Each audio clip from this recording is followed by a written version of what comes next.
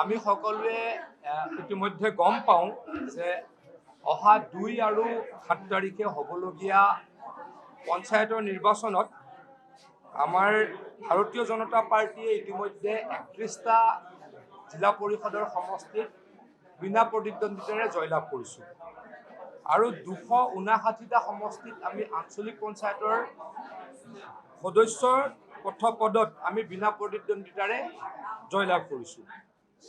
আমাৰ মিত্ৰ দল অগপয়ে 2টা জিলা পৰিষদত আৰু আঞ্চলিক পঞ্চায়তৰ 29টা সমষ্টিত জয়লাভ কৰিছে। গতিকে আমি ইতিমধ্যে অসমৰ ৰাইজৰ আশীৰ্বাদ লৈ এই নিৰ্বাচনত যথেষ্ট অগ্ৰগতি লাভ কৰিছোঁ। মই আশা ৰাখিছোঁ সন্মানীয় নৰেন্দ্ৰ মোদী ডাঙৰীয়াৰ প্ৰতি আমাৰ অসমৰ ৰাইজৰ যথেষ্ট শ্ৰদ্ধা মৰম সন্মান আছে। নৰেন্দ্ৰ মোদী ডাঙৰীয়াই অসমৰ কাৰণে উত্তৰ পূৰ্বাঞ্চলৰ কাৰণে যোৱা 11টা বছৰত যি কাম কৰিছে আগতে তেনেকুৱা কোনো প্ৰধানমন্ত্ৰীয়ে কৰা পৰিলক্ষিত হোৱা নাছিল।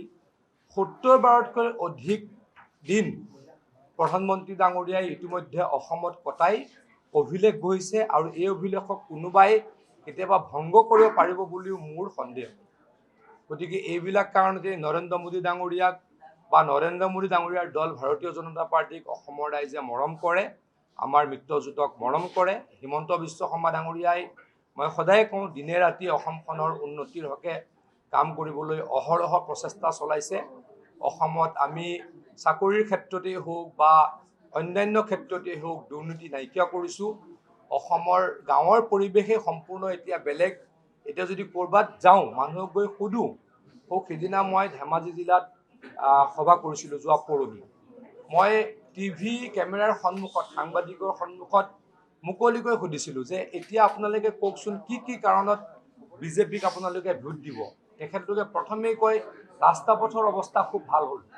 আৰু মই টিভি কেমেৰাৰ সন্মুখত সুধিছিলোঁ, মোৰ ফেচবুকত আপোনালোকে দেখাই পাব। আৰু কোনোবাই কয় 1.5 লাখ চাকৰি দিলে আপোনালোকে তাত কোনো ধৰণৰ এটা দুৰ্নীতি নহয়। 1.5 লাখ চাকৰিত কোনো ধৰণৰ মন্ত্ৰী MLAৰ ঘৰৰ ল'ৰাই চাকৰি পোৱা এইবাৰ আমি দেখা নাপালোঁ বুলি মানুহে কয়।